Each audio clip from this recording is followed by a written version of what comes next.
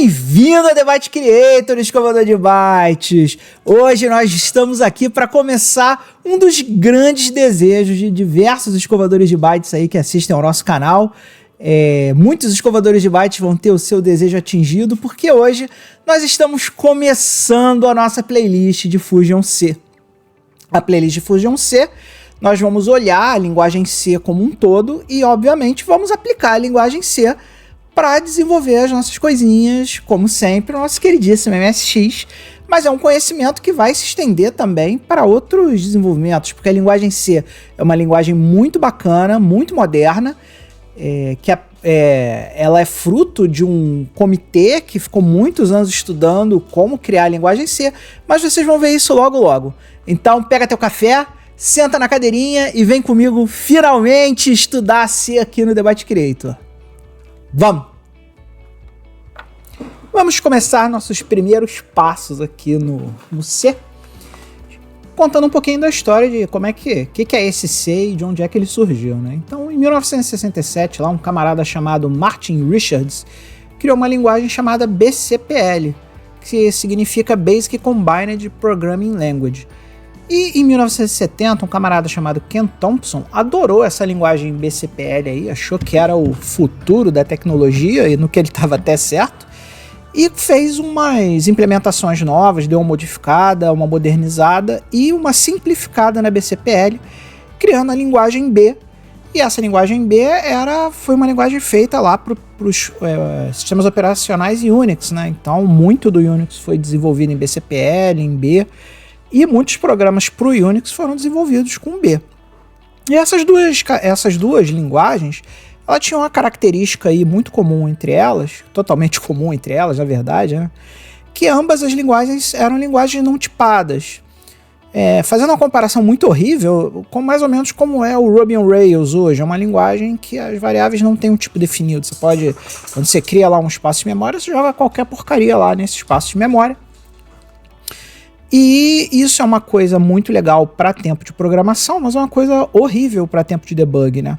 Quando linguagens como BCPL, B e até mesmo Ruby on Rails, elas têm um problema que toda vez que você vai tentar identificar um problema nessas linguagens, o debug desse problema é muito difícil, porque muitas vezes você não sabe nem com que tipo de dados você está lidando, né? Então isso dificulta os erros que a gente chama erros em tempo de execução, né? E aí entra um outro camarada aqui, que é o Dennis Ritchie. O Dennis Ritchie, em 1972, ele lá na Bell Labs, né, ele cria uma linguagem chamada C, que é a evolução da linguagem B. Mas essa linguagem realmente só começou a se tornar extremamente popular lá em 1978, quando dois camaradas chamados Kanigan e Rich criaram um livrinho que é considerado a Bíblia do C, lá, durante muitos anos foi a Bíblia do C, que é um livro chamado C Programming Language. E aí o pessoal pegou esse livro, leu esse livro e pirou na batatinha, falou, nossa, cara, que linguagem maneira, que linguagem absurda. E o C se tornou uma linguagem incrivelmente popular, não só no ambiente Unix, mas também em diversos outros ambientes, né? Todo mundo queria programar C, porque a principal mudança do C com relação ao B é justamente a tipagem de dados e várias coisas que foram implementadas depois que transformaram a linguagem C uma linguagem muito próxima das linguagens de prototipação, né? Por exemplo, Portugal ou algoritmos, esse tipo de coisa. E o fato de ser uma linguagem tipada, e mais do que tipada, ser uma linguagem muito inteligentemente tipada, facilitava muito para resolver os problemas mais difíceis, que eram os problemas de tempo de execução, o pessoal não sabia resolver. E aí a gente pula para 1983. Em 1983, o American National Standards Institute, que é um comitê lá de padronizações e definições de projetos lá dos Estados Unidos, pegou o C e falou, gente, todo mundo usa C, só que o C tá uma bagunça. Então eles pegaram com a ideia de modernizar e padronizar o C. E aí eles começaram a trabalhar, criaram um comitê lá, que juntou uma galera aí de notáveis conhecedores de C, e pensaram, gente, como é que a gente moderniza e como é que a gente pega o C e transforma o C numa coisa mais padronizada. E esse comitê trabalhou até 1988 e entregou pra gente o que a gente chama de C-ANSI, que teoricamente é uma linguagem que, apesar de ter sido entregue para a gente lá em 1988, ela foi um boom na tecnologia. Todas as linguagens que você programa hoje, sei lá, C++, C Sharp, Python, Java, todos eles olharam para o Seance, nem que seja na sua sintaxe, né? Então o Seance, ele é uma linguagem muito próxima das linguagens de programação moderna. Todas elas usam mais ou menos o que eu vou mostrar daqui a pouquinho aí para vocês, aquela ideia de você separar os seus processos em funções, né? Tudo no C é uma função. Então fica muito fácil de você estabelecer pequenos códigos que resolvem um problema específico, um problema pontual ali, de forma bem granular ali. Então, você precisa resolver algum procedimento, alguma função, você sempre chama aquela função e o código para atender o que aquela procedura ou função deveria fazer fica encapsulado ali dentro. Então, facilita muito a leitura, né? A mudança de paradigma para linguagens C e C-like, ela é muito suave, porque você aprende C na faculdade, você aprende C em diversos momentos da sua vida, e essas linguagens, usando essa sintaxe, essa forma de interagir com o usuário, é um conhecimento que você recebe ele junto, né? Então o C é uma ferramenta de aprendizado muito boa mesmo. E é utilizado por essa sintaxe, essa forma de se escrever programas, é utilizada nas linguagens modernas até hoje, tá? E aí, o que é o Fusion C, na verdade? O Fusion C nada mais é que o Seance com esteroides. E o que são esses esteroides, né? Um camarada chamado Eric Boes, e aí eu botei aqui o link para vocês do GitHub dele, inclusive aí quem acompanhou as aulas de instalação do Fusion C lá na nossa playlist de ferramentas, tá? A gente colocou lá esse link lá nos vídeos de instalação e configuração do Fusion C. Esse cara, o que ele fez? Ele saiu pela internet e começou a compilar códigos e ferramentas em MSXC e colocou tudo no SDK. Para quem não sabe o que é um SDK, é um Software Development Kit. É um conjunto de códigos e ferramentas colocados em um kit que você pode pegar esse kit e usar tudo que está ali dentro daquele kit e usar isso para vitaminar os seus programas. Você não parte do zero, né? Ninguém reescreve roda quando a gente fala de desenvolvimento de software. A gente parte do SDK. E o Fusion C é um SDK muito completo para desenvolvimento em Seance nos ambientes aí de 8 bits, né? Em especial o MSX, que é o que a gente sempre gosta de falar aqui. E aí vem essa coisinha aqui, que é uma coisa muito importante. Até agora, aqui no canal, no Debate Creator, a gente só falou de BASIC. E BASIC é uma linguagem interpretada. O que é um interpretador? O interpretador é um software de e-mail em que você escreve uma linha, por exemplo, dá Enter, e aquela linha é processada pelo interpretador. O interpretador manda lá para o processador processa aquilo e te responde na hora. Isso é muito legal para você testar coisas na hora, mas isso não é muito bom em matéria de performance. A performance das linguagens interpretadas costumam ser bem inferiores às linguagens compiladas. E aí você vai me perguntar, Manel, eu desenvolvo em Python, e Python desempenha muito bem, o Python desempenha muito bem, inclusive é usado até em Big Data. Só que o que acontece? Aqui a gente está falando num paradigma da década de 80. Na década de 80, as máquinas eram muito diferentes das máquinas que nós temos hoje. Hoje, o teu celular, que você carrega no seu bolso, tem milhões de vezes de processamento em flops do que a gente tem nas máquinas de 8 bits. Então, o processador é muito lento em máquinas muito lentas, até microcontroladores mesmo, né? Microcontroladores com linguagens interpretadas, eles costumam demorar mais para atender as requisições, porque a linguagem interpretada ela é menos performática que a linguagem compilada. A gente não sente isso no Python, porque o Python está rodando em cima de um maquinão, em cima de um cluster, e essa diferença acaba ficando irrisória quando a gente está falando de um hardware super bombado, que são os hardwares que a gente tem hoje em dia. Mas quando a gente fala em paradigma de retrocomputação, a linguagem compilada ela é muito mais performática. E por que ela é muito mais performática? Porque quando você escreve o seu software, você escreve um arquivo de texto, você abre lá o seu arquivo de texto, digita o seu programinha em C, bota ele para rodar, e aí existe um processo de pré-compilação, link edição e compilação. E aí o que acontece? Ele pega tudo aquilo que você escreveu numa linguagem mais natural para você, uma linguagem de mais alto nível, e converte para a linguagem do processador. Então você não precisa ficar convertendo esse código instrução a instrução. Você compila tudo de uma vez, e aí quando vai para a máquina, já vai tudo pronto para a máquina executando tudo direto, um atrás do outro, sem ter que parar instrução a instrução. Isso faz com que a linguagem compilada, apesar de ser um paradigma diferente da linguagem interpretada, seja muito mais performático. E aí a gente vai para o compilador que a gente usa no Fusion C, que é o SDCC. SDCC significa Small Device C Compiler, que é um compilador que nós vamos usar bastante aqui nas aulas de Fusion C, que funciona por baixo do Fusion C.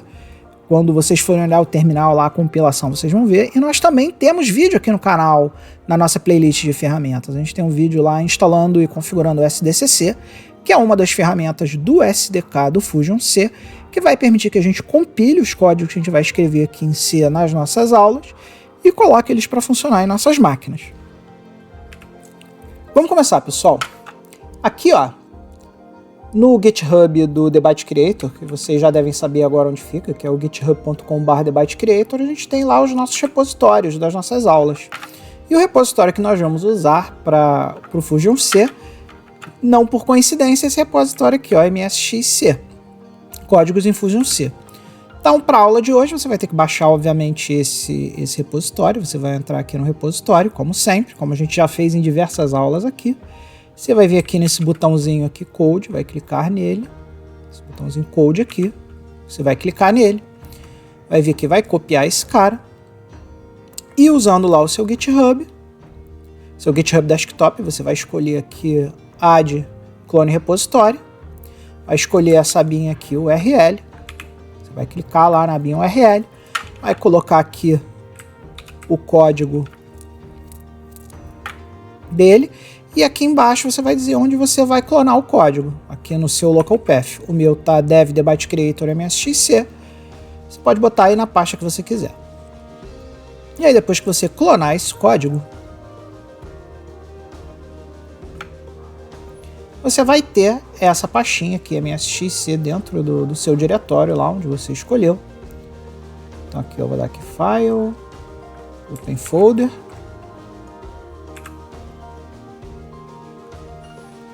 File Open Folder. Aí aqui você vai escolher o diretório, que é esse aqui, MSXC. Vai dar um selecionar pasta. E aí dentro desse MSXC você vai ver que tem vários exemplinhos já, que eu já andei brincando com o Fusion C. Mas o que você vai usar hoje aqui para a nossa aula é esse Hello aqui, ó. Hello. E quando você abrir essa pasta Hello, você vai ver que a gente tem aqui o hello.c, que é esse arquivinho aqui que está aberto para a gente estudar hoje. Porque agora o que eu vou fazer? Agora eu vou mostrar para vocês a estrutura de um programa C para que vocês entendam como um programa C funciona. Então vamos lá. Primeira coisa que a gente vê aqui nessa linha aqui é o comentário. Existem duas formas de você comentar quando a gente está falando em C. Primeiro é o contrabarra, que a gente usa, nesse caso, desculpa, é a barra, que a gente usa para comentar uma linha em específico. Então, por exemplo, aqui eu comentei essa linha printf aqui. Mas existe uma outra forma. Se você quiser comentar um código inteiro, você pode dar contrabarra, asterisco. E para fechar o comentário, você pode botar aqui asterisco, contrabarra, barra. E aqui, ó, se vocês vão ver que quando eu eliminar aqui, ó, todo esse trecho aqui que está entre o contrabarra, asterisco e o asterisco, contrabarra, barra, é considerado comentário. E aí, você vê aqui a primeira coisa que tem nesse programa aqui, isso aqui é um programa Seance mais tradicional, é o include do standard.io.h, tá? O que é o include? Tudo que começa com o símbolozinho de numeral, tralha, seja lá como você chame, é considerado no C como uma diretiva de pré-compilador, tá? Então o que acontece? O compilador do C, ele tem um pré-processador que vai olhar todas essas diretivas aqui. Existem várias diretivas, não é só include, existem várias outras diretivas. Não é o momento agora para eu mostrar essas diretivas para vocês, mas essa include aqui é uma muito importante, por quê? Porque um código escrito em C pode estar em um ou em vários arquivos. E é uma boa prática do C a gente pegar os arquivos de header e nomear eles com essa extensão aqui, .h. Então, o que eu estou dizendo aqui para o pré-compilador? Pré-compilador, antes de você começar a compilar qualquer coisa, eu quero que você inclua no meu fonte esse cara aqui. No C mais tradicional, a gente coloca o Standard I/O porque esse header aqui, Standard I/O, ele tem todas as funções relativas à entrada e saída padrão do C. Então, se você quiser usar comandos como, por exemplo, printf, scanf, esses comandos que interagem entre o usuário e o programa, eles estão, a definição deles está dentro desse cara aqui, do Standard I/O.h. Só que no Fusion C, o Standard I/O.h ele foi adaptado já para o MSX. Então a gente tem esse cara aqui, MSX Fusion H, que meio que faz o papel de várias coisas do Seance, mas já adaptados para funcionar no paradigma do SDK do Fusion C. E ele está num lugar diferente, ele está nessa pastinha aqui, ó, Fusion C, Header, MSX Fusion C. Se você for nessa pasta aqui, você vai ver que existe um arquivo dentro lá com esse nome. Aqui, ó, MSX Fusion C. Cadê ele? Tá aqui ele aqui, ó. Inclusive você pode abrir e olhar as definições todas do arquivo para ver o que ele faz. Então aqui, ó, ele tem vários defines, aqui, wait for key e tal. Se você olhar aqui dentro, ó, tem um monte de coisa aqui que precisa para fazer um programa em Fusion C, estão definidos aqui dentro. Então, por exemplo, getShare, que a gente vai usar bastante aí, FCB, que é File Control Block, para a gente trabalhar com arquivos, está tudo definido aqui dentro. E a gente sabe que esses caras estão aqui dentro porque a gente abriu o arquivo e olhou. Então aqui a primeira coisa que a gente está falando, o pré-compilador pega esse texto aqui, esse arquivo msxfusion.h, inclui no meu fonte. E aí a gente tem uma outra coisa aqui, que é outra base do C e do Fusion C, que é a função main. O C ele é todo escrito baseado em funções e procedimentos. Então tudo no C é uma função. E essa função main é a primeira função que o C executa quando ele começa a execução dele. Então é por aqui que o nosso queridíssimo programa em C vai funcionar. Aliás, eu estou vendo aqui, ó, o comentário aqui no Fusion C não é barra, é só barra. Então vamos consertar aqui em cima. Então aqui, ó, tanto é que ficou verdinho, ó, ficou verdinho porque agora está comentado. Então, barra asterisco inicia o comentário, asterisco barra fecha o comentário. Aqui eu estou comentando numa linha só, porque a gente vai usar as funções do Fusion C, a gente não precisa do Standard I/O. E aqui as funções, a gente identifica logo de cara que toda função tem um tipo. E o tipo que a função main retorna para o sistema operacional é um tipo inteiro. Por que disso? O sistema operacional que a gente trabalha, MSX2, MS2, sei lá, Windows, Linux, qualquer coisa nesse sentido, trabalha com a ideia de códigos de erro. Então você pode, por exemplo, dentro do seu programa, né, ter um tratamento de erro que retorna um código de erro específico para o sistema operacional, que vai ser um número inteiro. Int aqui significa um número inteiro, para dizer para o sistema operacional, ó, sistema operacional, eu executei o código. E nesse caso aqui, toda função que tem um tipo, ela tem um retorno. A diferença entre um procedimento e uma função é que o procedimento simplesmente executa e não retorna nada. Uma função sempre retorna algum valor para o ponto que a chamou. Então, por exemplo, se a gente tivesse colocado aqui void, ao invés de inteiro, void é um tipo do C que identifica vazio. A gente não precisaria retornar nada, a gente poderia até comentar isso aqui, porque a gente sabe que a gente está retornando para o sistema operacional um vazio.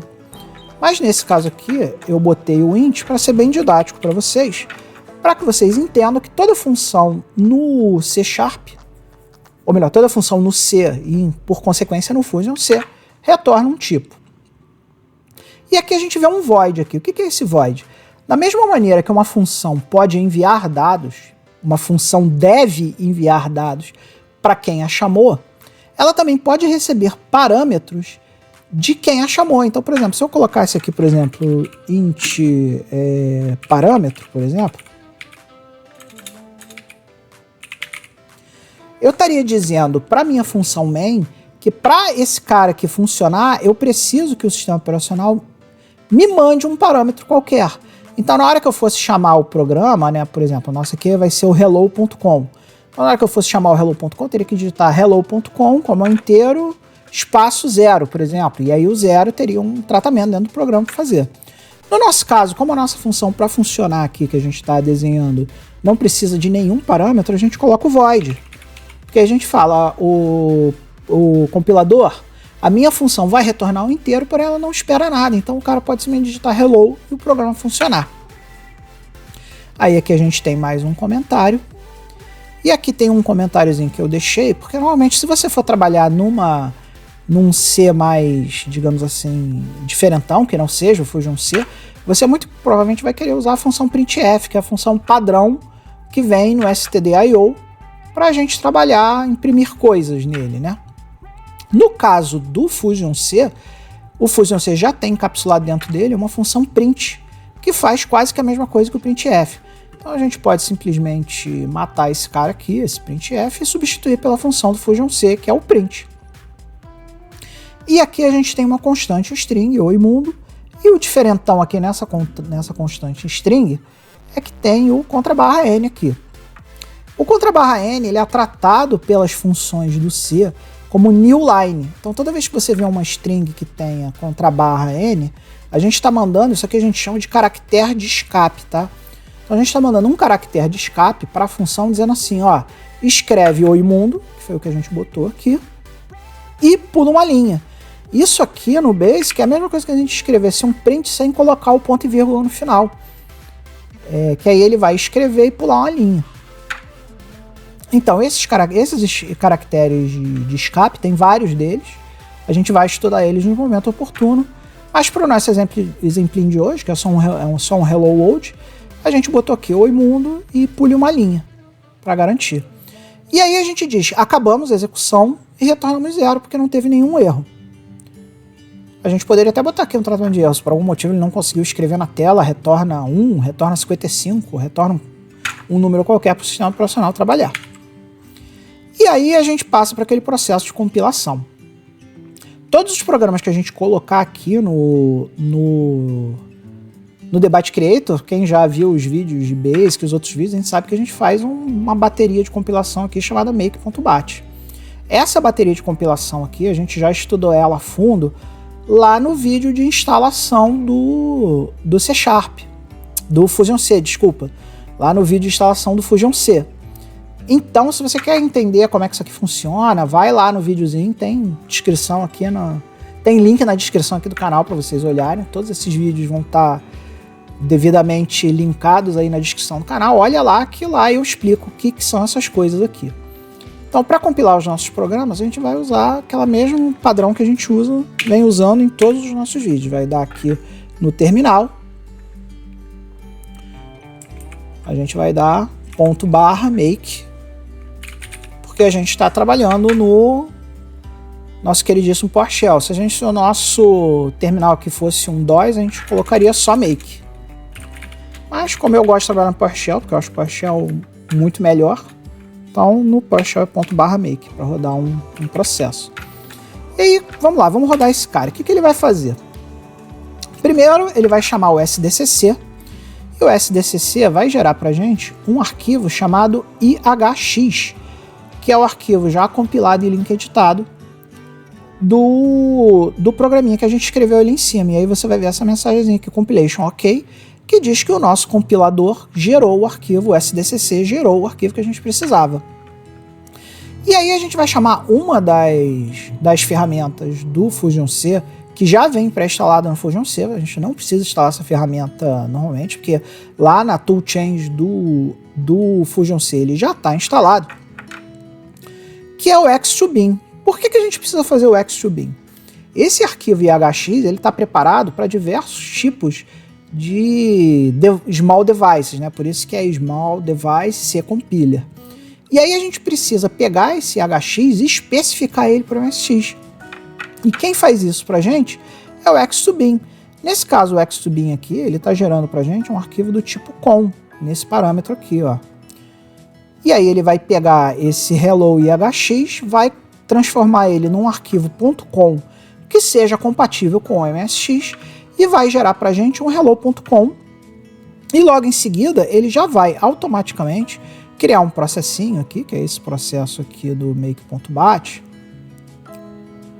de chamada do nosso muito amado OpenMSX, que a gente usa para tudo aqui no canal, que vocês já devem estar muito familiarizados com o OpenMSX. Então ele vai dar aqui start, OpenMSX exe, usando esse script aqui. De novo, lá no vídeo de instalação e configuração do Fusion C, eu explico isso aqui no detalhe. Então se você quiser conhecer o detalhe, vai lá no vídeo.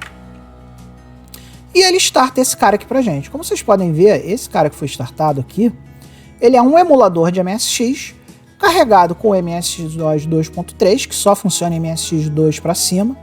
Então lá no teu arquivo de configuração, lembra de colocar um MSX2. Se você colocar um MSX1, muito provavelmente você vai ter algum tipo de problema aqui. E se a gente der um dir aqui, olha que legal. O próprio Fusion C já criou pra gente o quê?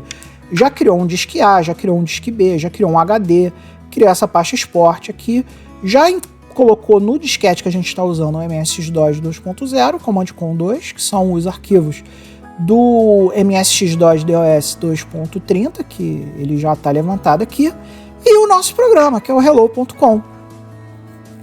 Então, olha só, se eu der aqui hello e der um enter, por ser o MSX DOS, ele fez o que a gente mandou. Ele criou lá o imundo, pulou uma linha, essa linha pulada aqui, ó, que vocês estão vendo, é o tal do contrabarra N, que a gente colocou lá na nossa função print, e devolveu o prompt pra gente, para que a gente possa dar novos comandos ao MSX2. Então é isso, pessoal. Hoje eu e o Luke estouramos muito o nosso tempo aqui. A nossa aula hoje não teve só 20 minutos, teve 27 minutos. Mas eu preferi terminar ela rapidamente hoje, porque a gente pula logo essa parte chata de teoria e de Hello World, que todo mundo já está de saco cheio de ver aí. E vamos direto para o que importa nas próximas aulas. Então, como eu já estourei bastante tempo, não vou perder mais o tempo de vocês aí, que já assistiram 7 minutos a mais do que deveriam hoje. Mas, acima de tudo, nunca se esqueça, campeão. Seja feliz. Bem-vindo mais uma vez ao Debate Creator, meu queridíssimo escovador de bytes. Hoje nós vamos continuar na nossa saga de ensinar o Fusion C para você aí, que está interessado em programar em C no MSX. Então hoje nós vamos continuar as aulas falando sobre os tipos básicos do C e sempre olhando com aquela visão de encaixar o C dentro do Fusion C. O nosso foco aqui é o Fusion C e sempre que puder a gente falar um pouquinho sobre o C/ANSI também, porque é um conhecimento que transmite caso você queira desenvolver em C para outras plataformas. Então vem comigo que a aula já vai começar. Para a gente poder começar, como sempre acontece as nossas aulas aqui no Debate Creator, o que a gente vai fazer é baixar o código para a nossa máquina. Então se você ainda não conhece o GitHub do Debate Creator, ele fica aqui nesse endereço aqui nesse endereço, github.com/debatecreator, você vai conseguir achar o nosso GitHub, que os exemplos, como sempre, vão estar sempre dentro de MSXC, dentro desse repositório MSXC. E para você baixar esse código para sua máquina, você vem aqui em Code, copia o endereço do repositório, vai lá no nosso muito amado GitHub Desktop, lembrando que tem vídeo sobre o GitHub Desktop na nossa playlist de ferramentas para vocês olharem. Aí você vem aqui, add, clone repositório. Aqui você vem em URL, coloca o código aqui e aqui você escolhe em que pasta você vai jogar. Eu jogo para Dev e Debate Creator, mas você pode jogar para qualquer pasta aí que você achar bacana no seu computador. Uma vez que você tenha baixado o código para sua máquina, ele vai estar aqui no diretório onde você colocou. Então você vai vir aqui em File, Open Folder. Essa opção aqui, File, Open Folder. E aí quando você abrir, você vai escolher essa pasta aqui, msxc variable.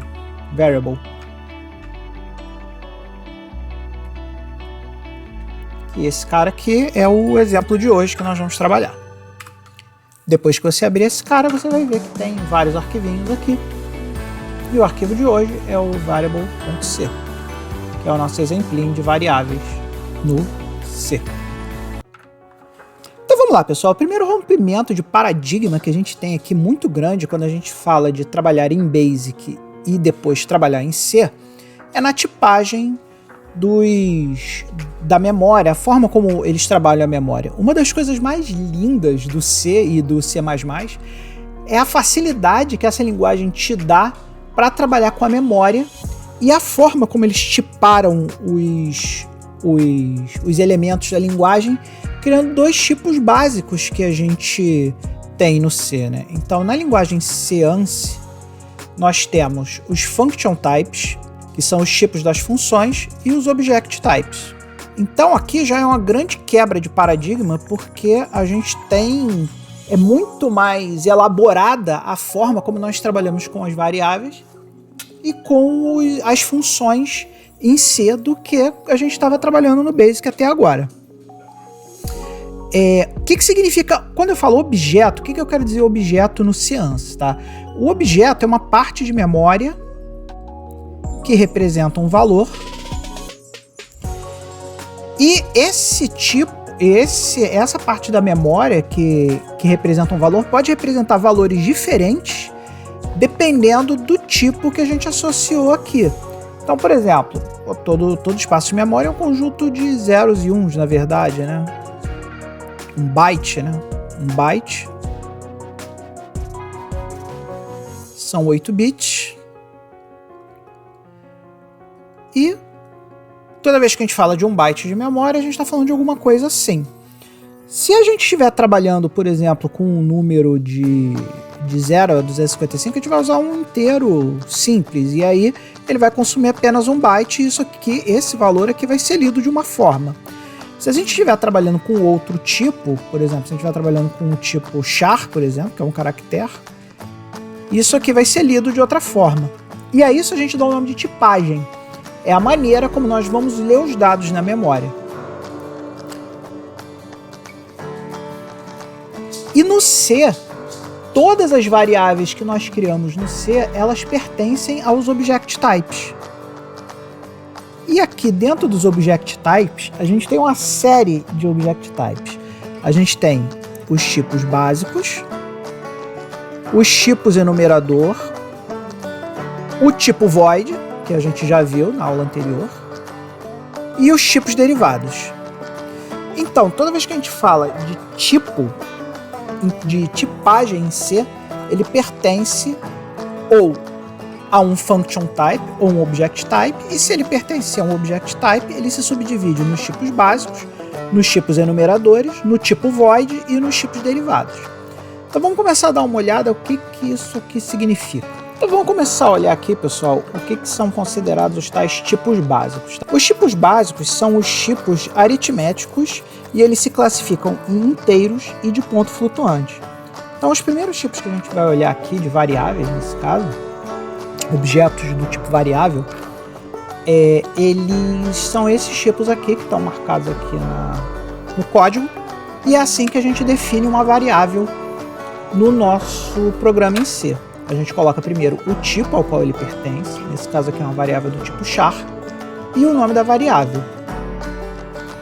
Se você quiser, você também pode inicializar ela aqui nesse momento, mas aí mais pra frente a gente vai ver isso com mais calma. Agora nós vamos focar em entender os tipos e para que eles servem. Aqui uma coisa interessante para a gente falar, como a gente está falando de variável, é que aqui ó, a gente declarou essas variáveis fora do escopo da função main. Então, toda vez que a gente declara essas variáveis fora do escopo da função, e o escopo da função ele é determinado pelo abre chaves, abre colchete, fecha colchete, significa aqui que eu estou declarando variáveis de escopo global, ou seja, qualquer função no meu programa C vai poder utilizar essas variáveis aqui. Isso é uma prática condenável, a gente não deve fazer isso aqui, tá? Eu fiz isso aqui só para a gente ser didático e porque aqui o programa ele só imprime os tamanhos das variáveis, então não vai ter grandes problemas. Mas para evitar, por exemplo, que essas variáveis vazassem para outras variáveis do escopo, elas poderiam ter sido declaradas assim, ó. Eu poderia ter tirado elas daqui e colocado elas aqui. E aí, como elas estão declaradas dentro desse escopo aqui, elas só seriam válidas dentro da função main. Mas vocês vão entender isso bem mais para frente, quando eu for falar sobre escopos de variáveis mais para frente, tá? Vamos focar agora nos tipos que as variáveis podem ter. Lembra que eu falei que as variáveis do tipo básico elas incluem os tipos inteiros? Então, essas aqui são as variáveis de tipo inteiro. E aí logo de cara tem um caractere aqui. Pô, Manel, você falou que é variável de tipo inteiro, logo a primeira tu já mete um caractere? É porque, galera, vocês lembram lá das discussões lá da tabela ASCII que a gente teve quando a gente estudou Basic? De que, na verdade, os caracteres que são escritos no computador, na verdade, eles são números que são feitos numa tabela de para chamada tabela ASCII. Então, todo caractere por baixo é um número, por isso que o tipo caractere entra aqui como um tipo inteiro. Porque, na verdade, um caractere é um número que vai de 0 a 255, que vai ser colocado dentro da tabela ASCII. Então esse tipo de caractere aqui, ele consome 1 byte. 1 byte a gente sabe que vai de 0 a 255, se a gente está falando sem sinal, e de negativo 128 até 127, se a gente está falando com sinal. Por quê? Porque metade desses números tem que ser negativos e a outra metade tem que ser positivo. Então você meio que quebra pela metade o tamanho do byte e diz, ó, os bytes com menor significância são bytes negativos, e os bytes com maior significância são os bytes positivos ou o avesso, dependendo da máquina que você está usando. Tem máquina que usa complemento de 2 e aí é diferente. Mas enfim, nós temos aqui o caractere, que o tipo dele é char. Temos o unsigned char, que são os caracteres sem sinal, ou seja, esse cara aqui só pode ter valores de 0 a 255. E você tem os caracteres com sinal, que aí eles só podem ter de negativo 128 até 127. Se você não sabe exatamente qual dos dois usar, usa sempre o caractere, porque esse tipo aqui, o caractere, ele vai se adaptar dependendo do número que você botar lá. Se você botar um número negativo, ele automaticamente vai entender que você quer um caractere com sinal e vai se adaptar a isso. E aqui nós temos os números inteiros. Os números inteiros, quando a gente está falando do C, eles podem ser pequenos ou grandes, tá? Os números pequenos, que são chamados normalmente short, eles têm só 2 bytes. Por ter 2 bytes, um short ele pode ir de negativo 32.768 até 32.767, se nós estivermos falando de short com sinal. E se o short não tiver sinal, um signed short, a gente está falando de 0 a 65.535, que é aquele nosso número mágico lá, que a gente já viu várias vezes aí, em especial na aula de organização, Basic, a gente já falou pra caramba desse número aqui. E aí nós vamos para os longos, os inteiros longos, e os inteiros longos usam 4 bytes. Por usar 4 bytes, eles vão de negativo, nesse caso aqui, quando a gente está falando com sinal, o long é com sinal, ele vai de negativo 2 bilhões, cento e pouco, até positivo 2 bilhões, cento e pouco. Como eu sei que vocês vão querer o número exato, vou pegar aqui o pai dos burros e vou tentar ler o número completo para vocês verem que o número é bem grande, tá? Vamos lá, ele vai de negativo 2 bilhões, 147 milhões, 483.648 até positivo 2 bilhões 147.483.647 positivo. E aí, quando a gente tira o sinal desse cara, que aí a gente vem aqui dar um signed long, a gente chega à conclusão que a gente consegue chegar a mais de 4 bilhões. E para você que vai querer o número exato, o número é esse aqui, ele vai de 0 até 4 bilhões 294.960. Caramba, vamos lá. de 4.294.967.295 bytes. Então vocês podem ver que quando a gente usa o long, a gente pode usar números bem grandes, né? E aí a mesma coisa acontece aqui com os inteiros, né? Se a gente digitar só int aqui, int número inteiro, ele de novo ele vai escolher qual o melhor tipo que você vai usar, dependendo do contexto. Se você botar, por exemplo, negativo 2 bilhões e 100, ele vai saber que ele é um inteiro long, né? E aí ele vai trabalhar de acordo. É claro que se você tentar colocar um número negativo 4 bilhões, vai dar um overflow, porque nenhum dos tipos do C permitem que você tenha um número negativo de 4 bilhões. Né? O menor número negativo que você consegue chegar usando o long, né, é esse número que eu falei, que é negativo 2 bilhões 190 e poucos milhões. E por aí vai. E aí, pessoal, como é que a gente valida se tudo isso que eu falei aqui para vocês é verdade, né? Aqui a gente tem dentro da nossa função main, que se você viu aí a aula passada aí, você sabe que é a função principal de quando a gente executa um código em C, ele vem aqui para dentro.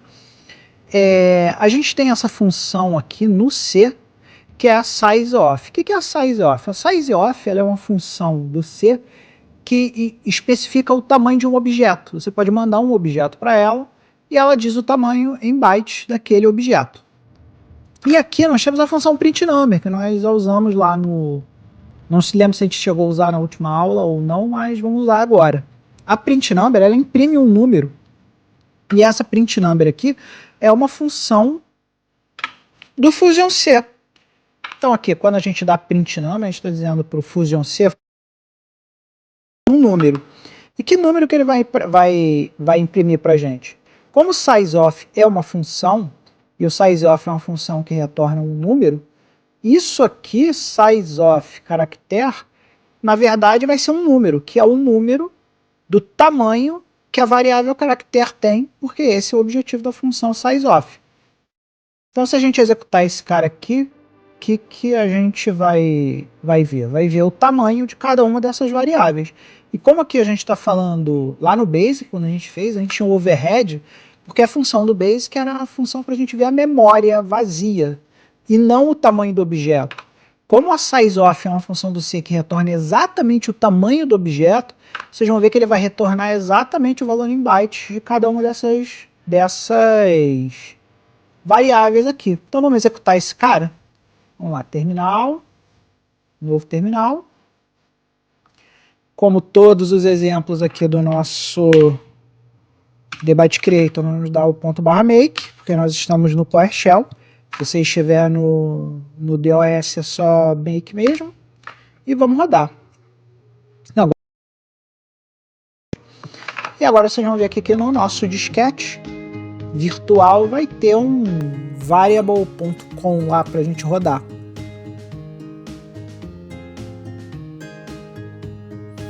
Então, vamos dar o dir. Aqui o variable.com aqui, ó. Esse é o cara que foi gerado. Opa! Esse cara aqui é o cara que foi gerado na nossa compilação.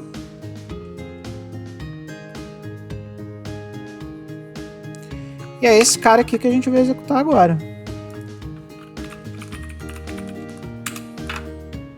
Olha aí, essa é a resposta dele. Então vamos ver o que ele respondeu aqui pra gente?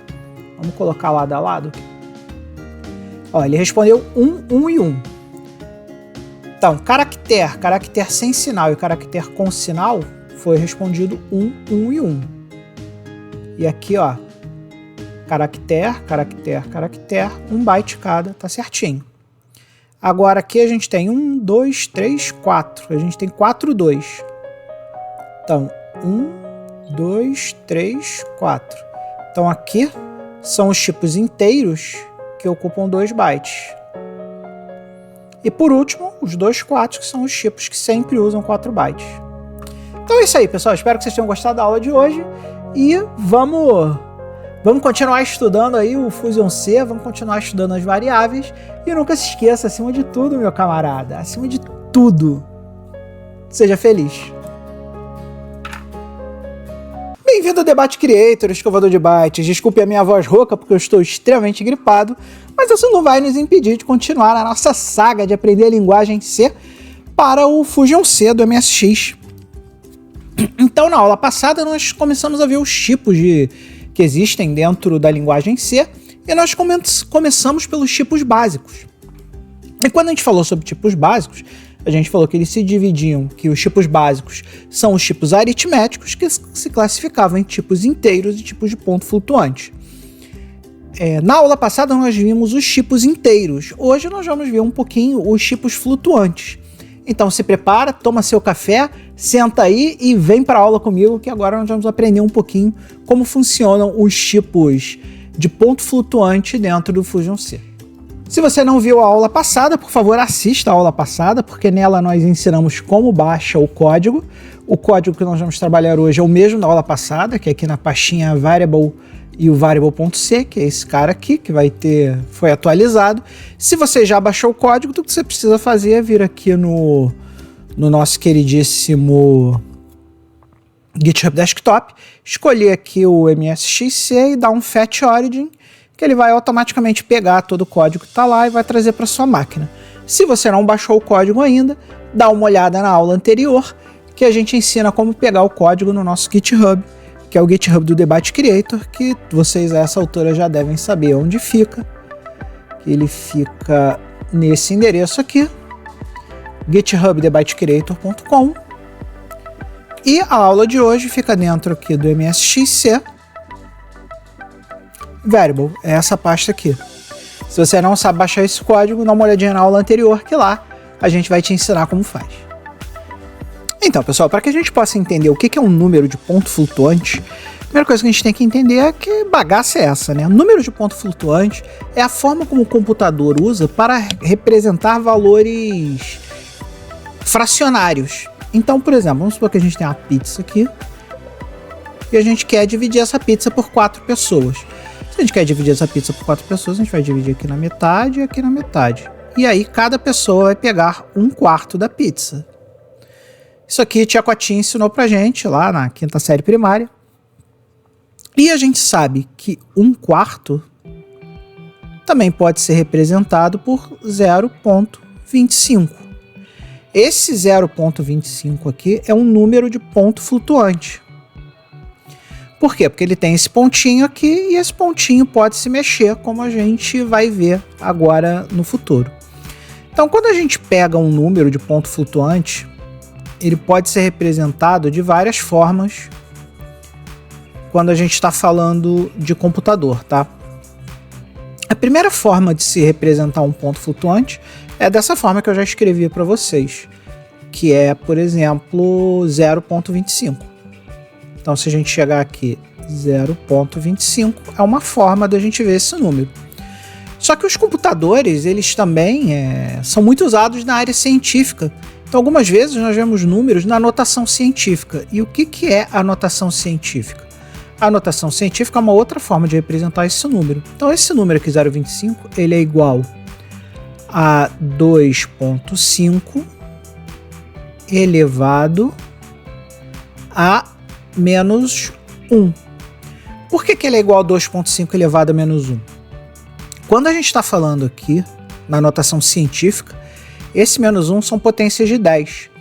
Então, quando eu estou falando menos 1 aqui, eu estou falando para a gente tirar uma potência de 10. É a mesma coisa que escrever 2,5 elevado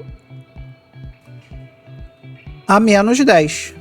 E a gente sabe que 2,5 elevado a menos 10 é só a gente pegar essa vírgula e trazer esse pontinho, né? Que aqui no Brasil a gente chama de vírgula, né? Mas como os computadores são anglicanos e nas línguas anglicanas a vírgula é igual ao ponto, é só pegar esse pontinho e jogar. Nesse caso, como a gente está negativo, a gente está andando para a esquerda, não para a direita. Então, é a gente pegar aqui esse 2,5, como é negativo, a gente está andando para a esquerda. Então a gente vira para cá, esse pontinho anda para cá. E aí, para completar o número, a gente bota um 0 aqui.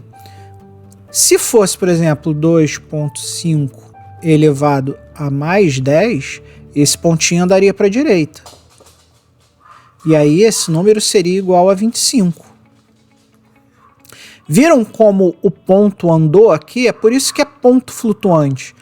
Porque dependendo de como a gente faz a exponenciação desse cara, esse ponto vai andar para a esquerda ou para a direita e ele fica flutuando no número. Por isso que convencionou se chamar de número de ponto flutuante. Então aqui é e elevado a 10ª potência menos 1. Então vamos supor que a gente tivesse esse número aqui, 2,5 elevado a menos 6, por exemplo. Se a gente tivesse esse número aqui, 2,5 elevado a menos 6, a gente teria que andar 6 casas o pontinho para a esquerda. Então a gente colocaria aqui 25, colocaria 1, 2, 3, 4, 5, 6 e o pontinho aqui. Então esse cara aqui é o 2,5 menos 6 na notação científica. E agora que nós entendemos o que é um número de ponto flutuante, finalmente, né? Agora nós temos que começar a entender os tipos de ponto flutuante que nós temos quando a gente fala de C e quando a gente fala de Fusion C, né? A diferença é o seguinte, quando a gente está falando de Fusion C e de máquinas de 8 bits em geral, máquinas menores, né? Quando a gente fala de SDCC, a gente está falando de Small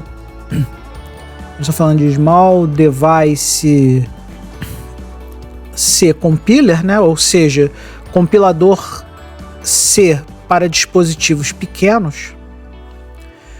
O pequeno aqui, de small, né? O Small Device aqui, ele quer dizer máquinas de 8 bits e máquinas que não têm uma capacidade muito grande. E trabalhar com números de ponto flutuante é uma das coisas mais complexas que os computadores fazem.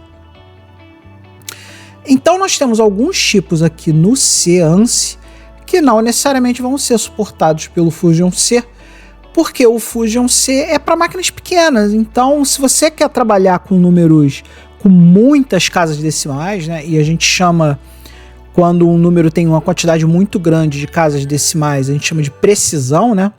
Então, por exemplo, a gente tem aqui precisão simples, precisão dupla e precisão longa, né? O que significa essa precisão, né? Quando a gente está falando de precisão simples, quando eu usei aquele exemplo lá de 2,5 elevado a menos 6, eu não usei esse menos 6 à toa, tá? Por que eu não usei esse menos 6 à toa? Porque esse menos 6 aqui é a precisão máxima que nós conseguimos atingir quando a gente está falando de máquinas de 8 bits. A gente até consegue, usando mais bytes, a gente consegue trabalhar com números maiores que esse.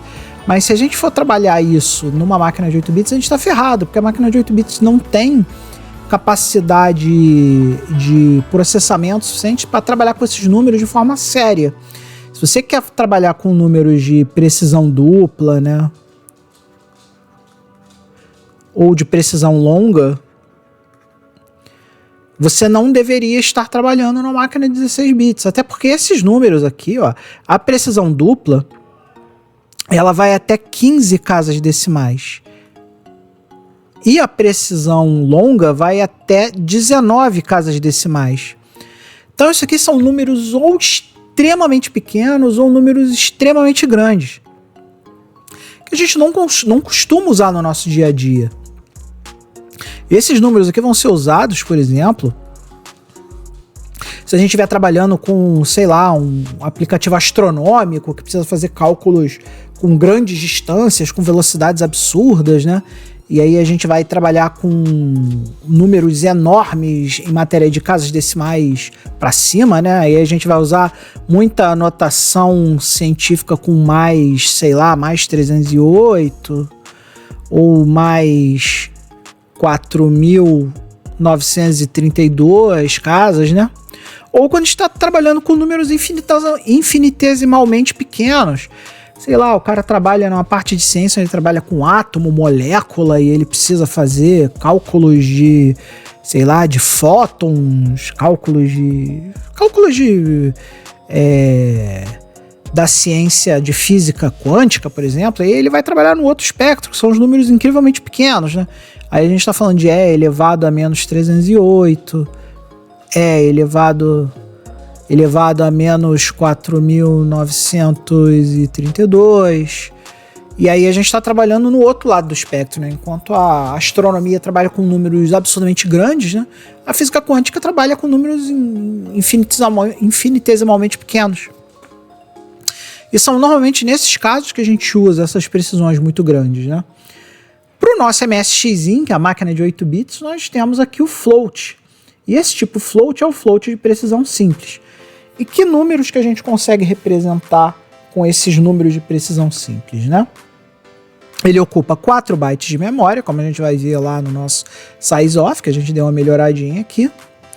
E a gente consegue representar números aqui, ó, que vão 1.2 elevado a menos 38 até 3.4 elevado a mais 38. Eu não vou explicar para vocês. E agora, para demonstrar isso para vocês, eu vou pedir licença aqui do Fusion C um minutinho e vou lá para o nosso queridíssimo WSL, que é o subsistema Linux dentro do Windows, para demonstrar para vocês como é que essas coisas funcionam lá no Seance, para vocês terem um entendimento um pouco mais amplo, não ficarem presos só no nosso queridíssimo Fusion C. Então, se a gente procurar aqui os tipos do C na internet, a gente vai ter esse tutorial da Point aqui, que é um tutorial muito bom, mostrando tudo isso que eu estou falando para vocês aqui. E aqui, ó, a gente tem esse códigozinho aqui dos tipos flutuantes, e aqui a gente consegue ver, inclusive, os tipos que nós não temos acesso quando a gente está falando de Fusion C. Então vamos criar um novo arquivo aqui, chamado cfloat.c, e vamos copiar esse código aqui. Para a gente poder compilar esse código, também vai precisar do compilador GCC. Então deixa eu salvar esse cara, tá salvo. Vou dar um ls-la, porque agora a gente está falando aqui de Linux, funcionando por dentro do Visual Studio Code. E eu vou tentar usar aqui o GCC, ver se o GCC está instalado. O GCC não está instalado, então vamos instalar ele. Vamos lá, sudo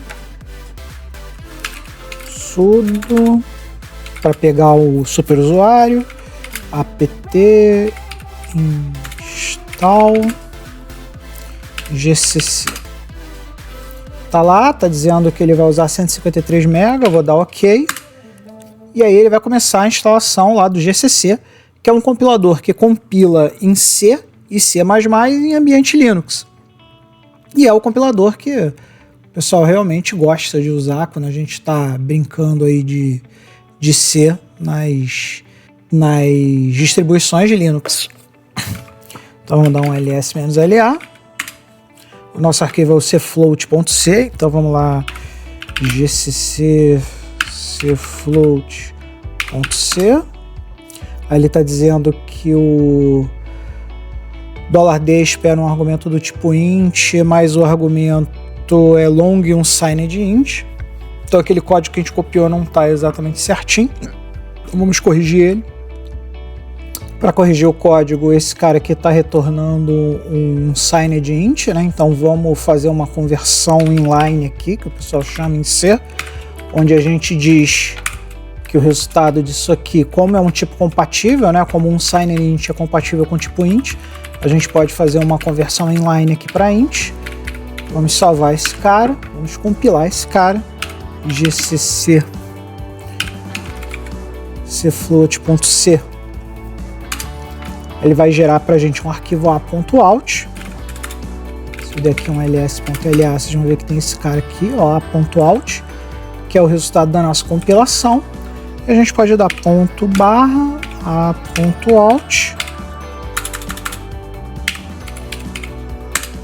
E tá lá o resultado, ó. Se vocês olharem aqui, ó, o resultado do nosso programinha em Seance, ele vai dar exatamente aqueles valores lá que eu escrevi para vocês, né? Então, por exemplo, o float max é 3.40282 é mais 38, é menos 38.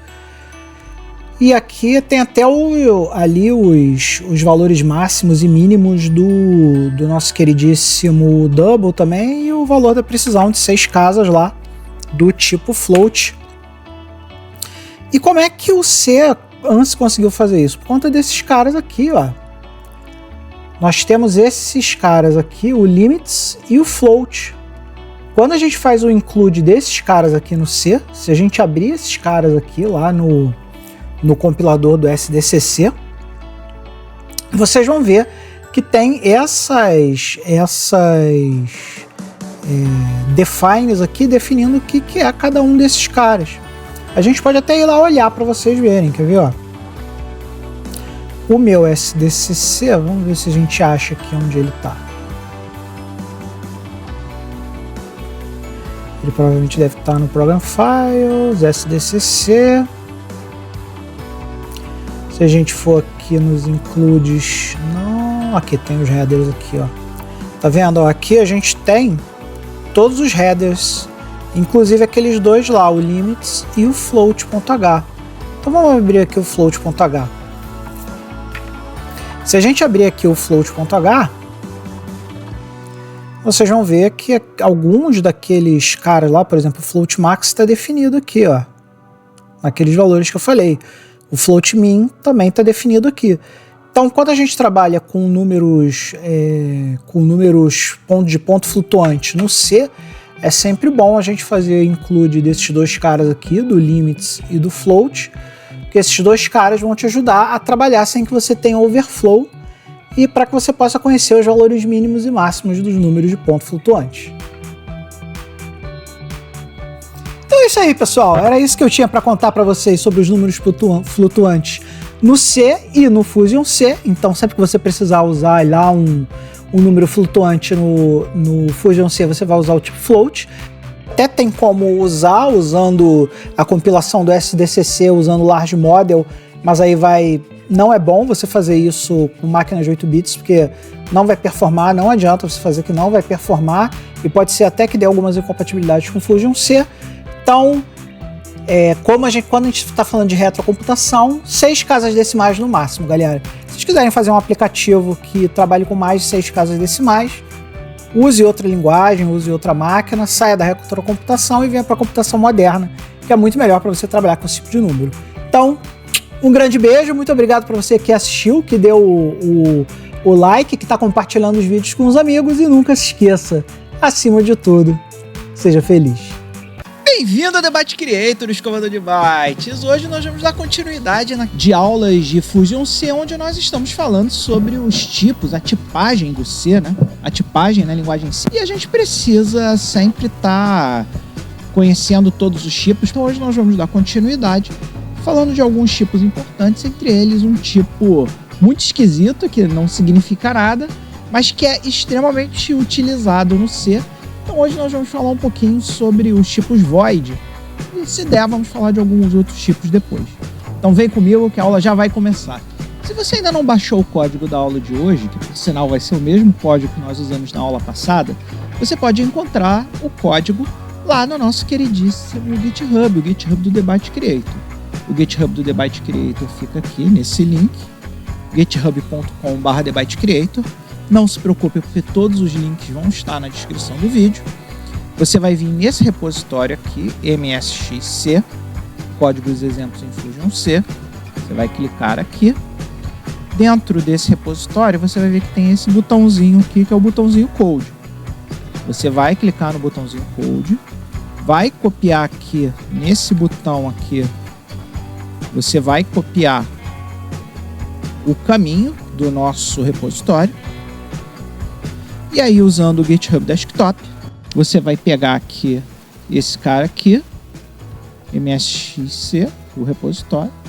Ele não vai existir se você não tiver baixado ainda, mas você pode estar em qualquer repositório. Você vem aqui, Add, e vai escolher essa opção aqui, Clone Repositório. Então você vai clicar Add Clone Repositório. Você vai vir aqui nessa aba URL, que é a aba que tem você pode usar para baixar da internet. Aqui você vai colocar aquele código que você cortou, que é o código do nosso repositório. E aqui você vai definir um path local na sua máquina, um caminho local na sua máquina, onde você vai depositar o código, e quando você der o get, ele vai vir para essa pasta aqui. E aí você vai ter esse código na sua máquina. O código que nós vamos usar hoje é esse repositório aqui, o MSXC, e dentro desse repositório MSXC, você vai ver que tem uma pastinha aqui chamada Variable, que é o código que nós vamos trabalhar hoje. Então baixa o código para acompanhar junto comigo. Então vamos lá, pessoal. Para a gente começar a explicar o tipo de hoje, que é o tipo void, que é esse cara aqui, ó, que está nos comentários, a gente vai ter que primeiro começar a explicar para vocês um pouquinho do que é a programação funcional, tá?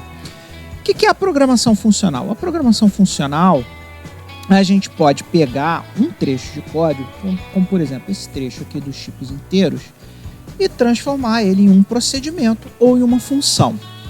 Qual é a diferença de um procedimento para uma função? Uma função, ela pode receber argumentos e sempre devolve uma resposta, e um procedimento pode ou não receber argumentos, mas não devolve resposta nenhuma.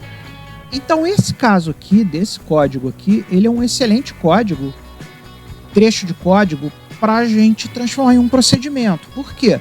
Porque ele só faz prints. Então, como ele só faz prints, ele não retorna nada para o ponto que chamar ele. Então a gente poderia criar uma função assim, chamada, vamos criar aqui uma função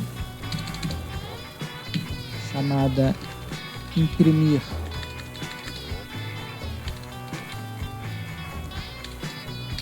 tipos inteiros. Isso aqui vai ser um procedimento. E a gente poderia pegar esse trecho de código todo aqui, cortar ele daqui, jogar ele dentro do escopo dessa função. Lembra que eu falei para vocês que as funções, as variáveis, elas só existem dentro de um determinado escopo? Essas variáveis aqui, caractere sem sinal, caractere com sinal, número inteiro, agora só vão ser utilizadas por esse procedimento, imprimir tipos inteiros. Então seria muito legal que elas estivessem encapsuladas dentro desse procedimento para que elas não vazassem para outros procedimentos.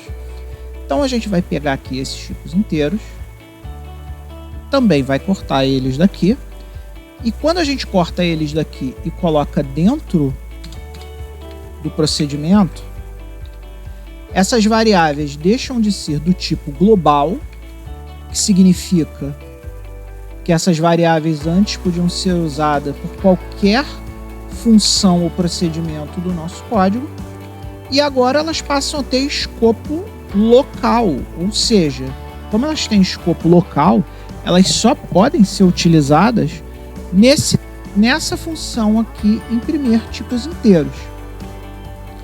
E aí que entra o nosso queridíssimo tipo void. Lembra que eu falei para vocês que isso aqui não retorna valor nenhum, não tem nenhum return aqui, né? Se você ver aqui a nossa função main, ela retorna int e ela dá um return 0. Mas o nosso procedimento aqui, na definição de procedimento, não retorna nada. Então como é que a gente faz para uma coisa não retornar nada? A gente, ao invés de colocar aqui o retorno dele como int, a gente coloca o retorno dele como void. Void em inglês significa vazio. Então, esse procedimento imprimir tipos inteiros vai retornar um vazio. E como ele não recebe nenhum argumento para funcionar, porque os argumentos estão todos encapsulados dentro do procedimento, ele também não precisa de nenhum tipo colocado aqui. Então, os argumentos dele também vai ser void. Por quê? Porque ele vai receber um vazio de argumentos e vai devolver um vazio como retorno da função. Como se é uma linguagem funcional, tudo é uma função. Então essa é a maneira de você criar um procedimento dentro do C. Basta você criar uma função que retorne void. E aí você cria um procedimento. E aí, para isso acontecer lá no nosso código, a gente simplesmente pega o nome dele aqui e coloca lá no nosso código. E aqui, ó, a gente pode até botar um comentário só para dizer: esse procedimento imprime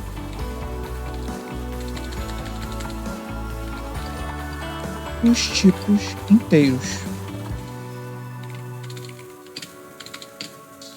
Então aqui a gente separou os tipos inteiros em um procedimento. Vamos fazer a mesma coisa com os tipos flutuantes, né? Então vamos lá criar aqui um outro procedimento.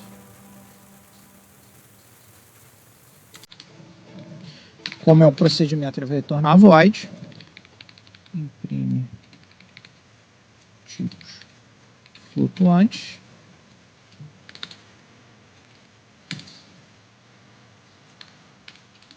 Aí aqui a gente abre e fecha aspas. Então a gente pega esse trecho de código aqui, joga lá na função. Como é uma função que não vai receber nenhum argumento, a gente também bota void aqui. E vamos fazer a mesma coisa, vamos trazer os tipos flutuantes para dentro daquele escopo para garantir que eles só vão existir dentro do escopo dessa função, para impedir que esses tipos vazem para as outras funções.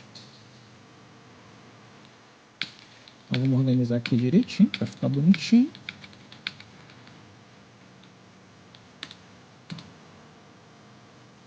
E para que a gente possa ver isso, a gente tem que fazer a mesma coisa. E aí vocês vão começar a identificar uma vantagem muito grande das linguagens funcionais. Olha que legal. Vê como o seu código está muito mais legível.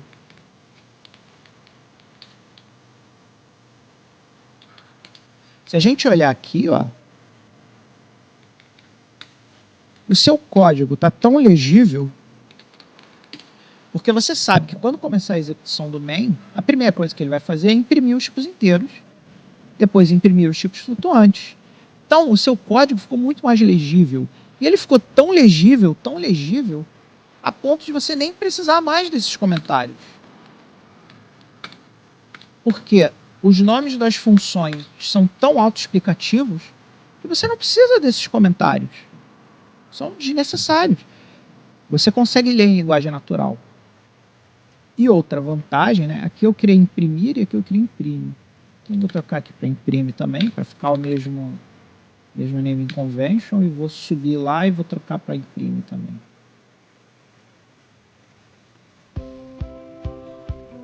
Outra vantagem que você conseguiu aqui, fazendo esse tipo de abordagem, é que você encapsulou todas as coisas relativas à resolução de um problema dentro de um bloco de código. Então, se por algum motivo você perceber que deu um erro na hora de imprimir os tipos inteiros, você sabe exatamente em que ponto do código você tem que dar manutenção.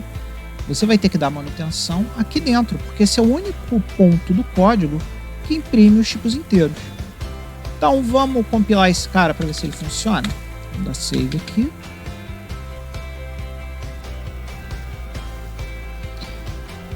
Vamos ver aqui, abrir o terminal. Novo terminal. Vamos entrar lá no diretório variables.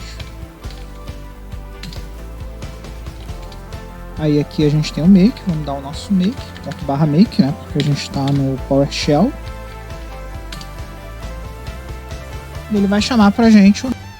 Não se esqueçam que tem aulas lá nas playlists de ferramentas para instalar Fusion C, instalar SDCC, instalar todas as coisas que a gente vai precisar para poder trabalhar com Fusion C. Então não se esqueça de referenciar lá as aulas de ferramentas se você ainda não instalou tudo que a gente vai precisar.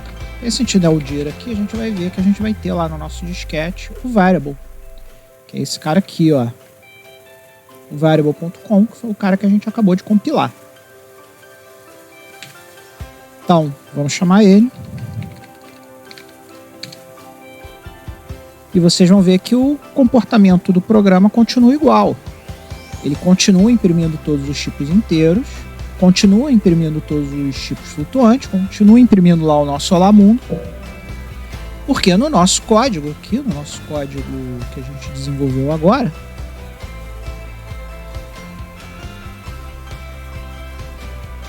é isso que tem aqui na nossa função main. Nossa função main imprime os tipos inteiros, imprime os tipos flutuantes e escreve o Olá Mundo. São as funções que a gente acabou de criar. E com isso a gente explicou para vocês as duas primeiras utilidades do tipo void, que são essas duas aqui que estão nesse comentário. E o que eu estou dizendo aqui para vocês? Eu estou dizendo que o tipo void tem 3 funções básicas no C. Funções que retornam void, que é esse void aqui, e funções que não possuem argumento de chamada ou parâmetro, que é esse void aqui. E nós vamos ver que existe uma terceira forma de usar, que é ponteiro para o vazio. Ponteiro para o vazio é um pouco mais avançado do que nós estamos estudando agora. Eu posso até dar uma visão um pouco mais abrangente para vocês do que é um ponteiro para o vazio agora, mas isso não vai fazer muito sentido para vocês nesse momento. Vai começar a fazer sentido para vocês quando a gente começar a efetivamente estudar os ponteiros, que é um outro tipo do C. É só para vocês terem ideia, o que acontece? Às vezes a gente precisa pegar pedaços da nossa memória e nesses pedaços da memória jogar um dado sem tipo, um dado não tipado. Muito mal comparando, seria a mesma coisa quando a gente cria um tipo object numa linguagem moderna. A gente está falando aqui de C#, alguma linguagem que tem o tipo object, que você cria um objeto, mas esse objeto não necessariamente tem um tipo. A gente faz isso em C usando o ponteiro para o void. Então aqui uma coisa importante para vocês é esse asterisco aqui. Toda vez que uma variável começar com asterisco, na verdade a gente não está referenciando a variável em si, a gente está referenciando o espaço de memória onde aquela variável está. Então é como se a gente estivesse fazendo uma coisa chamada DMA, que é Direct Memory Access, ou acesso direto à memória. E toda vez que a gente precisa fazer alguma coisa de alocação dinâmica de memória, como por exemplo isso aqui, ó, void, asterisco, malloc, tsize, size, a gente está falando de acesso direto à memória, e o tipo void ajuda a gente a dizer que o tipo específico daquele espaço de memória é void, ou seja, ele não tem um tipo definido, né? E vocês vão entender isso muito melhor quando a gente for conversar sobre alocação dinâmica de memória, que não é o escopo da aula de hoje. Então continuem acompanhando aí nossas playlists de C#, porque uma hora a gente vai falar de alocação direta de memória e uma hora vocês vão entender muito melhor o que significa esse terceiro uso aqui do tipo void. Então a aula de hoje foi isso aí, pessoal. Espero que agora vocês saibam muito melhor o que significa o tipo void quando a gente está falando de C e que vocês tenham uma visibilidade muito melhor para construir os seus procedimentos e as suas funções. Se você gostou da aula de hoje, não se esqueça de compartilhar com um amigo, não se esqueça de dar o like e não se esqueça, acima de tudo que eu falei aqui, nunca se esqueça jamais de ser feliz. Bem-vindo ao Debate Creator, meu muito amado escovador de bytes. Hoje é dia de Fusion C e na aula de hoje nós vamos começar a ver os literais. Então nós temos os literais inteiros e os literais de ponto flutuante. E por que é importante a gente ver os literais quando a gente está falando de Fusion C? É porque no Fusion C a gente também vai precisar trabalhar com números octais, números hexadecimais, e existem algumas peculiaridadezinhas na hora de você criar os números literais no C que pode gerar muita confusão para você. Então, para evitar esse tipo de confusão, para que você consiga ler os literais e o que eles significam, vem comigo que a aula de hoje já está para começar. Então, se você não baixou ainda o nosso código, dá uma olhada lá no início da playlist, pessoal, nas primeiras 2 aulas lá, onde a gente ensina a baixar o código. Se você já baixou o código, basta você vir aqui no GitHub Desktop e vir aqui nesse botãozinho aqui, Fetch Origin, clicar nele, que ele vai baixar um novo código revisado para dentro da sua pasta que você colocou lá. E aí basta vir no nosso queridíssimo Visual Studio Code, basta vir aqui em File, Open Folder, e abrir a pasta onde você colocou o seu queridíssimo MSXC. No meu caso eu botei aqui, e hoje nós vamos trabalhar com esse código aqui, ó, o código variable. Nós fizemos algumas adaptações para esse código para poder abrir os literais. Então quando a gente seleciona a pasta, nós vamos abrir aqui esse careta aqui, ó, o variable.c. Esse é o código que nós vamos estudar hoje para poder fazer a leitura dos literais. O que a gente fez de diferente nesse código hoje, pessoal? Vamos começar a dar uma olhada lá a partir da nossa função main. Então vamos descer lá na função main. Vocês percebem que a gente primeiro vai fazer o nosso Olá Mundo. Vamos imprimir os tipos inteiros e os tipos flutuantes, que nós explicamos na última aula. Essa foi a nossa última aula. E a aula de hoje vai ser esses dois procedimentos aqui, o imprime literais inteiros e o imprime literais flutuantes, tá? Então vamos começar pelo imprime literais inteiros. Se a gente procurar essa função aqui, se eu der Ctrl F e localizar ela, vocês vão ver que trata-se de um procedimento. Procedimento que não recebe nenhum parâmetro, como não retorna nada, é um procedimento. E aí, o que é um literal? Um literal é uma constante, um literal inteiro, né? Literal inteiro é uma constante inteira que pode ser um decimal, octal ou hexadecimal. Ele tem um prefixo e um sufixo. O prefixo determina a base numérica dele.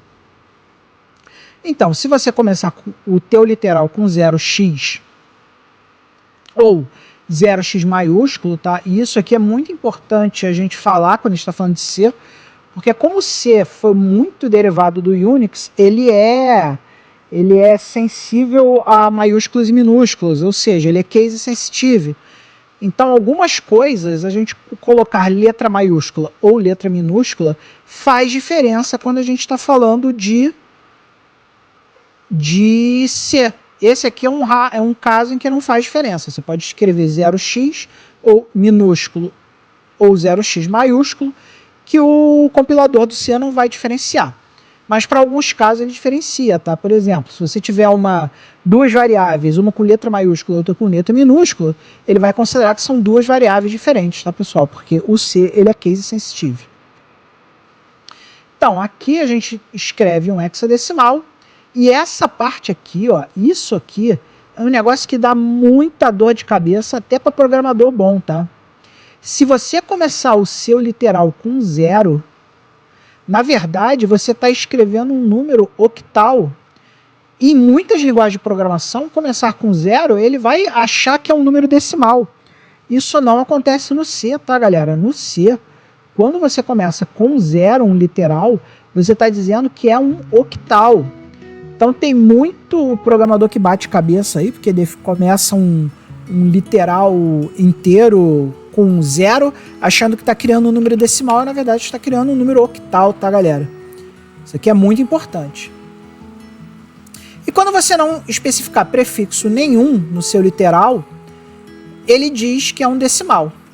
Então aqui nós temos alguns exemplos, tá vendo? Ó, esse primeiro exemplo aqui do V1, o valor 1, 212. Como não tem prefixo nenhum aqui no 212, ele é um valor decimal. E olha só que bacana, se a gente usar aqui o nosso visualizador, né, que a gente instalou no Visual Studio Code, ele diz que é um decimal. Inclusive ele faz até as conversões aqui para você, ó.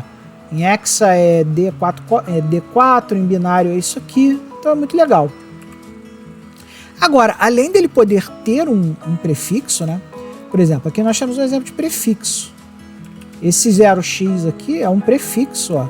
Então eu estou dizendo que esse literal aqui é um número hexadecimal. E além do prefixo, você também pode ter um sufixo. Olha esse número aqui, ó. O que eu estou dizendo para ele aqui? Eu estou dizendo, compilador, ó, o valor 2 ele vale 215, como não tem prefixo nenhum, é um decimal, mas eu estou usando o sufixo U. E o que o sufixo U diz? U significa unsigned, e ele pode ser colocado tanto o minúsculo quanto o maiúsculo. Então isso aqui é igual a isso aqui, tá? Então U é unsigned, sem sinal. Outro sufixo que a gente pode ter quando a gente está falando de literal é o long. Então aqui, ó, eu estou dizendo com esse sufixo L aqui, ó, que trata-se de um long. Então aqui, quando ele calcular, o compilador vai entender esse valor aqui, ó, como sendo um valor hexadecimal long, porque a gente tem o long aqui. E aí vocês podem ver que se a gente não conhece essas coisas, né, a gente pode criar muita confusão. Por exemplo, se você lê isso aqui, quem lê isso aqui e não conhece os literais inteiros do C, pode achar que isso aqui é uma coisa inválida, mas ele isso aqui é perfeitamente válido. Por quê? Porque trata-se de um hexadecimal, F é um dígito válido no hexadecimal, E também, e L é um sufixo válido. Então isso aqui não é uma string fill, isso aqui é um número hexadecimal longo que você pode construir usando as regras de literais inteiros do C. Agora tem coisas que a gente não pode construir. Vamos comentar isso aqui. Vamos salvar esse cara e vamos rodar. E vamos chamar o variable aqui.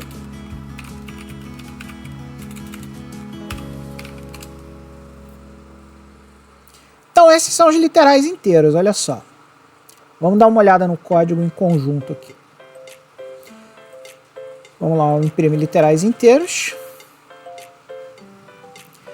Aqui a gente pulou uma linha, que é essa linhazinha aqui que pulou. Escrevemos isso aqui, que é isso aqui. E imprimimos o valor 1. O valor 1 é 212 decimal, então nenhum problema, imprimiu de boa aqui. O valor 215 também vai imprimir de boa, apesar de ser um signed, também é um valor decimal, também vai imprimir aqui. E aqui, ó, nós usamos o print number. O print number vai imprimir um número em decimal, tá? Então a gente vê que hexa FL long é igual a 4078. A gente pode ver aqui, ó, 4078. O número que ele interpretou, ou melhor, que ele compilou foi FEE. E ele imprimiu FE direitinho aqui, que é 4078 em decimal, porque o print number imprime em decimal. Então agora, pessoal, vamos ver coisas que a gente não pode fazer nos literais inteiros. Uma coisa que a gente não pode fazer, que é muito comum de fazer, é esse valor 4 aqui, ó. Vocês viram que eu descomentei o valor 4. E pro desavisado que está acostumado a programar em linguagens de programação diferentes, isso aqui é um valor decimal perfeitamente normal. Porém, olha só que coisa esquisita. Como a gente começou com o prefixo 0, e o prefixo 0 é dedicado para os octais, o que vai acontecer aqui? Ele vai interpretar 78 como um número octal, e vocês vão ver que 8 na base octal não é válido, porque a base octal usa os dígitos de 0 até 7. Então, esse dígito 8 aqui, ó, do 78, é um dígito inválido. Então, você não pode criar isso aqui. Outro erro bem comum que o pessoal comete também é esse V5 aqui. E nesse V5, o que a gente tem? A gente tem aqui o 032, ou seja, um número octal 32, os dois dígitos são válidos, mas aqui, ó, ele está usando o sufixo duas vezes, então a gente não pode ter dois sufixos no mesmo literal, né? Então vamos salvar esse cara aqui, vamos compilar. Olha lá, tá vendo aqui, ó? Variável linha 107, que é esse cara aqui, ó. Erro de sintaxe, o token 8 na coluna 12. É esse cara aqui, ó. Tá vendo? Ó, coluna 12, número 8. A gente não pode ter um dígito 8 nesse cara. E aqui, ó, na linha 110, que é esse cara aqui, ó. Ou melhor, aqui na linha 108, que é esse cara aqui.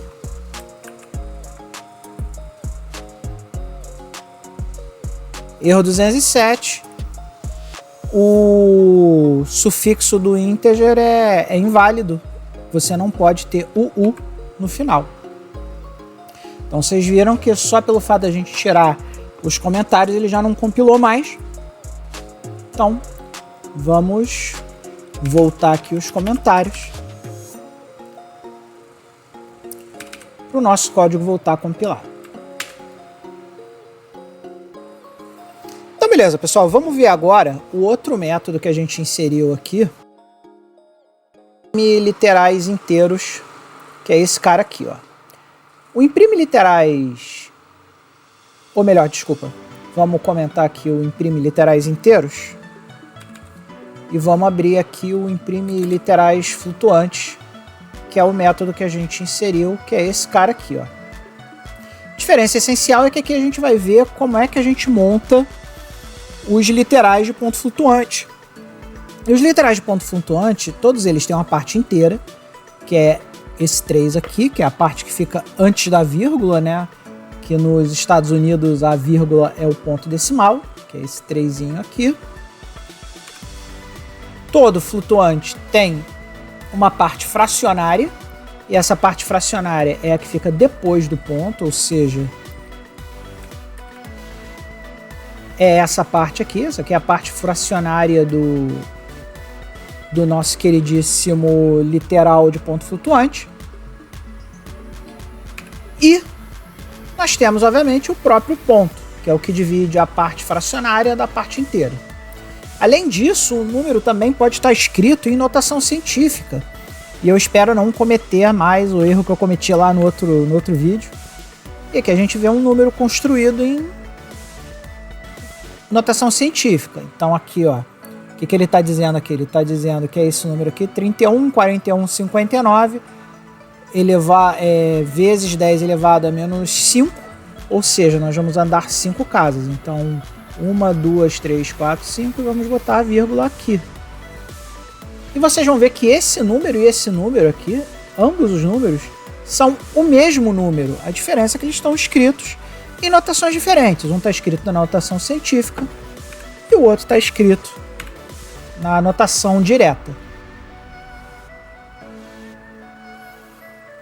E aí, ó, vocês vão ver uma coisa muito estranha, porque quando a gente rodar esse cara aqui, esse aqui seria o printf para imprimir um número de ponto flutuante, né? A gente coloca aqui uma string. Esse aqui é o caractere de escape que diz que a variável é uma variável de ponto flutuante e a variável que eu quero imprimir. E agora, olha só que coisa bizarra quando a gente roda esse cara aqui no nosso queridíssimo Fusion C. Vamos chamar o variables. Olha só, ao invés de imprimir o número de ponto flutuante, ele imprimiu F aqui, ó. Pô, mas que bizarro, por que isso acontece? Lembra lá que eu falei para vocês que os computadores de 8 bits eles não se entendem muito bem com números de ponto flutuante? Pois é, isso aqui é um bug do Fusion C, tá, pessoal? Por ser um bug do Fusion C, eu ainda não sei como é que eu faço para imprimir um número de ponto flutuante usando o Fusion C, tá? Então, se você aí, escovador de bytes, amigo, souber como se imprime um número de ponto flutuante no Fusion C, vocês me explicam. Mas, para provar para vocês que o que eu estou falando é verdade, o que eu vou fazer? Eu vou abrir aqui uma coisinha nova que a gente não mexeu ainda. O WSL. Para quem não conhece o WSL, ele é um subsistema Windows para Linux. E o Linux já tem um compilador... Já tem um compilador C nele. Lembra que eu falei para vocês lá que o Linux, ele tem lá o C foi escrito para o Linux. Então vou entrar aqui na minha pasta dev, vou criar um novo dir chamado teste F.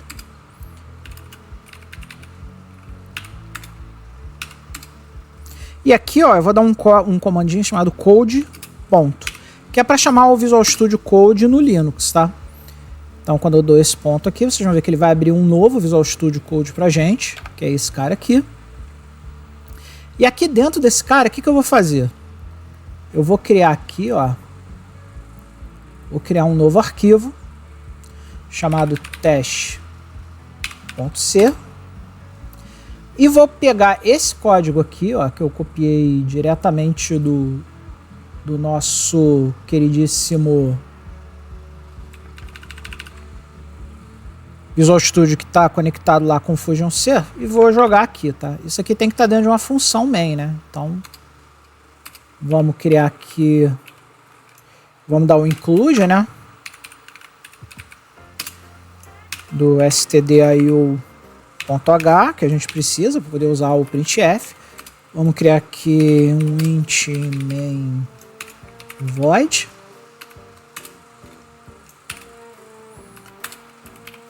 E aqui, ó, a gente tem exatamente o mesmo código, tá? Qual é o problema aqui? O problema é que o C não conhece print. Ele conhece printf.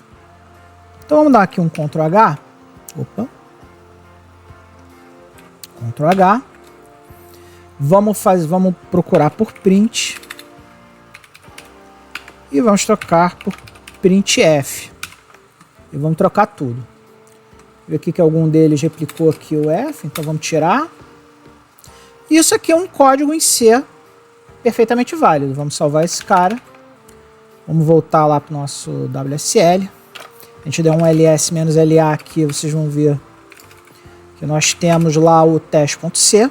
E vamos usar o compilador C do Linux. Então vamos dar aqui gcc teste.c.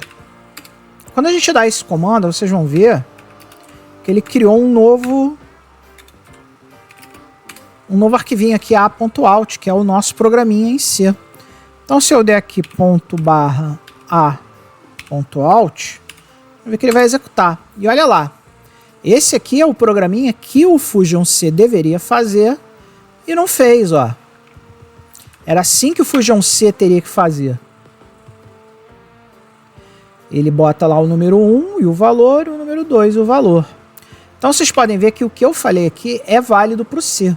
Mas enquanto o pessoal não corrigir esse bugzinho lá do Fusion C, isso não vai funcionar. Se você aí, amigo escovador de bytes, souber como faz no Fusion C, bota aí nos comentários que eu faço questão aí de fazer um vídeo novo mostrando para vocês como é que deveria ser no Fusion C. E agora, para fechar o vídeo, que já está muito extenso, vamos ver os casos que nós não podemos fazer quando a gente está falando de float, né? O primeiro deles é esse valor aqui, F3, o F4 e o F5. Aqui já até marcou, ó. O que acontece? Ele está dizendo aqui que o expoente está incompleto. Lembra lá que na anotação científica, que a gente precisa dizer para ele, a gente está elevando ele a menos quanto aqui, ó, por exemplo, nesse caso aqui, ó.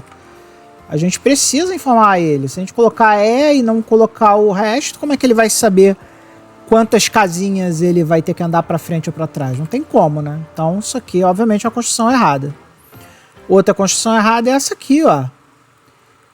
Por quê? Porque a gente não pode criar um float que não tem decimal ou expoente, né? Porque se eu não tenho expoente, ou seja, se eu não estou trabalhando aqui na notação científica, né?